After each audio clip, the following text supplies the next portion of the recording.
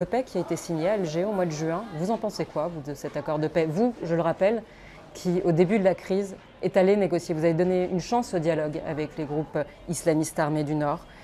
Qu'est-ce que vous en pensez de cet accord de paix? Et pourquoi, à votre avis, il est aussi difficile de le mettre en œuvre? Je crois encore à cette chance de dialogue, parce que je pense que c'est avec le dialogue seulement qu'on peut arriver à quelque chose. Mais en réalité, quand il y a eu l'intervention Serval, qui est une intervention sanitaire que j'ai eu à saluer en son temps, c'est réel. Après, il y a eu les négociations pour la paix est signée, mais il faut avouer, il faut avoir le courage de le dire, que certains éléments qui sont des Maliens eux aussi, qui font partie aussi de cette crise, ont été exclus de la négociation. Vous pensez à qui exactement? Je pense à Ansar Dine, par exemple. Vous avez joué le rôle de médiateur. Je voulais jouer le médiateur pour qu'on ne trouve pas, parce qu'on n'avait pas de solution. À l'époque, notre armée a été mise en déroute. L'administration n'existe plus. L'État n'existe presque pas. Alors qu'est-ce qu'on fait si on ne dialogue pas, on ne négocie pas? Maintenant, quand les autres sont venus dans notre secours, maintenant il y a une force qui est là. Ça nous a permis aujourd'hui de négocier et d'aller vers une paix.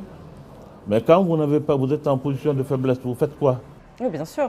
Vous avez donné cette chance. Et donc pour vous, là où ces accords de paix ne fonctionnent pas, c'est parce qu'ils excluent une partie des Maliens. Je ne sais pas si c'est à cause de ça que ça n'aboutit pas. Oui, c'est ce que vous Mais pensez. parce que vous m'avez posé Bien la sûr, question oui. pour savoir pourquoi il y a eu accord de paix et qu'encore ça ne marche pas.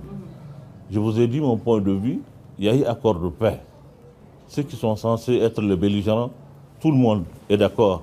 Si ça ne marche pas, c'est qu'il y a quelque chose qui ne va pas quelque part. Et ce quelque part là, pour moi, selon mes explications, c'est qu'en réalité, on n'a pas discuté avec tout le monde. Quel est l'État malien idéal pour vous? L'État dans lequel tout le peuple malien se reconnaisse. C'est ça un État idéal. Quel qu'il soit. Quel qu'il soit, l'État républicain. Quelles que soient ses opinions? Quelles que soient ses opinions, il se retrouve dedans. L'État républicain dans lequel, je l'ai dit et je le revendique, et je n'ai pas honte de le dire, je le dis dans d'autres circonstances, c'est ma conviction. Si elle n'était pas ma conviction, je n'allais pas la dire. Hein. Je me plais, moi, dans cet État républicain, démocratique et laïque. Chaque Malien a un droit dans ce pays, quel qu'il soit, quelle que soit son opinion, quelle que soit sa religion.